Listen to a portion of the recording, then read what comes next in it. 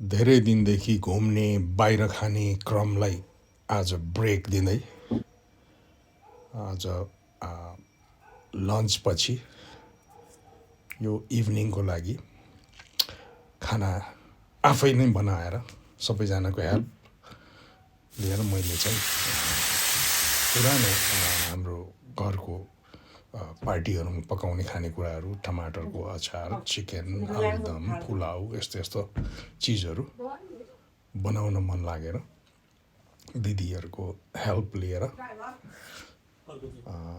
अनि सबै फ्यामिलीको हेल्पमा यो बनाएँ झान्ने कामहरू पनि भयो आलुदमहरू हामी सबैजना मेरो भाइहरू भाइको फ्यामिली म अनि दिदी आज बेलुका चाहिँ घरमै आज कतै नजाने रमाइलो गर्ने घरमै बस्ने रेस्ट पनि गर्ने अनि आफैले कुक गरेर खाने त्यो प्लानमा चाहिँ हामी लागिरहेको थियौँ मैले भन्दै थिएँ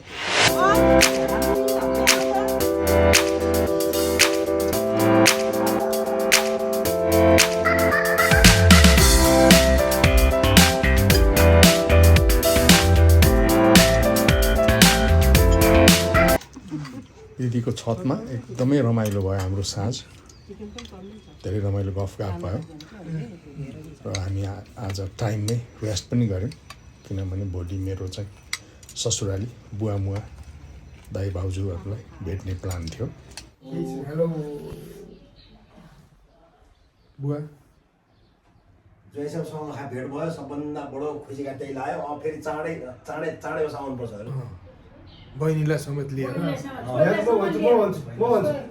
छोरीलाई लिएर हाम्रो भिडियोमा यस्तै देख्न पाइयोस् ह्यान्डसम दुब्लो होइन यतिकै भयो यतिकै खाली तर ल यहाँ थियो रमाइलो भेटघाट भयो बुवा आमासँग मिठो मिठो व्यञ्जन खाइयो आज सधैँ फेरि फेरि आइराख्नु जस्तो भयो मलाई त अलिकति पातलै होइसिन्थ्यो अब अहिले यहाँ बाबासँग बसेर खाना खाएर अलिकति छिटो भइसकेको छ र धेरै रमाइलो भयो आमा बुवासँग दाईसँग हाम्रो सन्तोष भाइसँग भेट भयो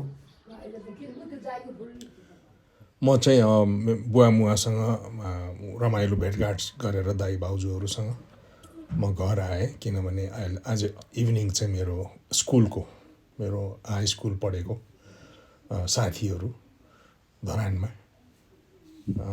त्यो सबै साथीहरू दुई तिनजना साथीहरूसँग भेट्ने कार्यक्रम छ त्यही भएर म चाहिँ त्यतातिर अब उनीहरूलाई भेट्ने सिलसिलामा जाँदैछु यो बागमती पुलको दृश्य हो कस्तो मनोरम छ रमाइलो छ यो मेरो घरको नजिकै कुपनडोल बागमती ब्रिज म यहाँबाट हिँड्दै टेकु यो त्रिपुरेश्वरसम्म गएर त्यहाँ मेरो साथी प्रदीपलाई भेट्ने अनि उसँगै मैले त्यो मेरो स्कुलको साथीहरूसँग भेट्ने प्लान भयो हुनाले म त्यसतर्फ वाक गरेर जाँदैछु यो कान्तिपुरको चाहिँ अफिस बिल्डिङ थापाथलीमा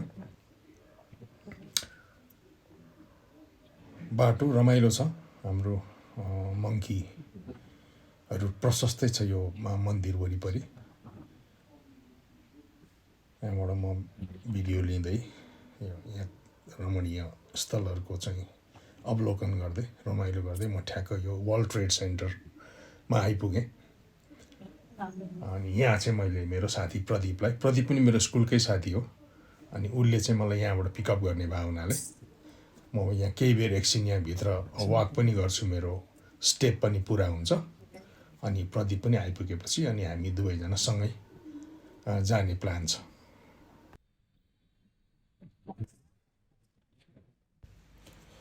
यो कमर्सियल कम्प्लेक्स पनि एकदम राम्रो रहेछ ठुलो छ ब्याङ्क पनि छ यहाँभित्र प्रशस्त खाने ठाउँहरू रेस्टुरेन्टहरू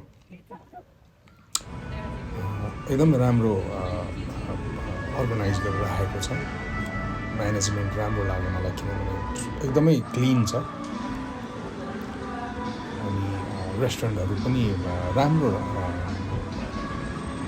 एकदम सजाएर राखेको राम्रो रेस्टुरेन्टहरू छ यो डल्ले भन्ने चाहिँ चेन रहेछ रेस्टुरेन्टको एकदम पपुलर रहेछ अहिले काठमाडौँमा म एक दिन डल्ले गएर तपाईँहरूलाई भिडियो राख्ने नै छु।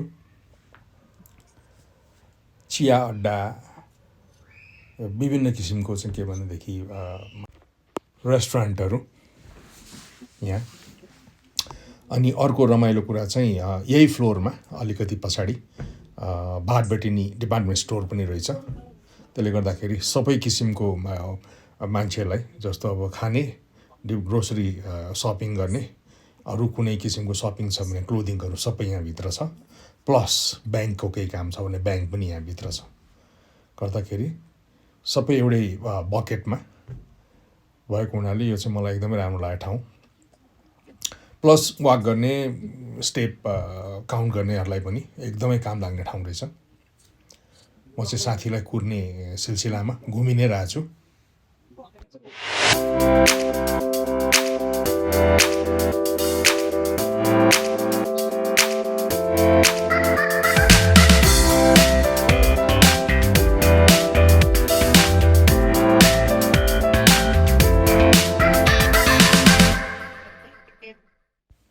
मलाई मेरो साथीले भर्खरै कल गर्यो, ऊ चाहिँ अलमोस्ट आइपुग्न लागेको छ। त्यसले गर्दा रोडमा बाहिर आइराख भनेर अनि म बाहिर निस्किँदैछु। हाम्रो चाहिँ चाइनिज रेस्टुरेन्टमा भेट्ने प्लान छ अहिले। अहिले चाहिँ हाम्रो बोर्डिङ स्कुलको पुरानो साथीहरू दिपेन्द्र जङ्कारकी, रोशन श्रेष्ठ, प्रदीप थापा, हामी एउटै ब्याचको सेम क्लासको गुड फ्रेन्डहरू। आज धेरै लामो झन्डै 40 वर्षपछि भेट भयो भनौँ। यो चाहिँ हामी कुन ठाउँमा हामी छौँ अहिले? परोपकार मार्गमा एउटा चाइनिज रेस्टुरेन्टमा। लामो अन्तरालपछि हाई स्कुल बडीहरूसँग धेरै रमाइलो गफगाफ भयो। खाने डिनर हामी त्यहीँ बसेर टुगेदर खायौँ।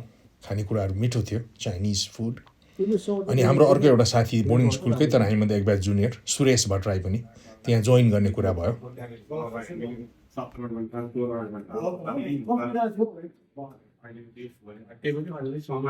भर्खर हाम्रो टिममा चाहिँ धेरै दुःख गरेँ मैले। इभन क्यान्सर भएको थियो, त्यो 18 घन्टा 14 घन्टासम्म हाम्रो साथी सुरेश जोइन गर्यो। खुसी लाग्यो सुरेश भेट भयो। बोर्ड सेटिङ अन्त्य गराउने नै उहाँको टिम हो। एउटा लिजेन्डसँग चाहिँ भेट भयो भनौँ न आज।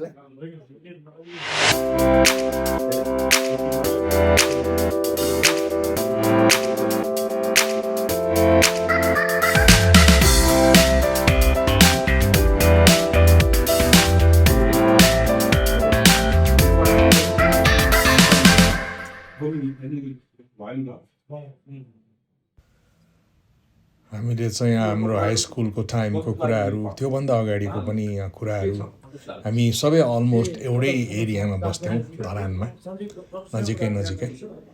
अनि धरान बोर्डिङ स्कुलमा हामी पढ्ने।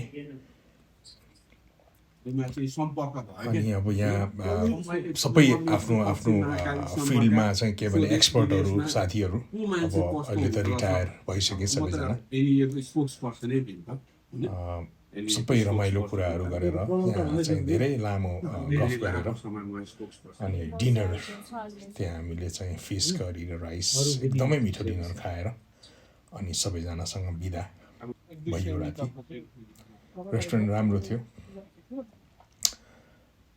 अनि अब त्यहाँ बाहिर निस्किएर त्यसपछि कसैले पठाओ बोलाउने, कसैले चाहिँ पिकअप बोलाउने भयो त्यहाँ।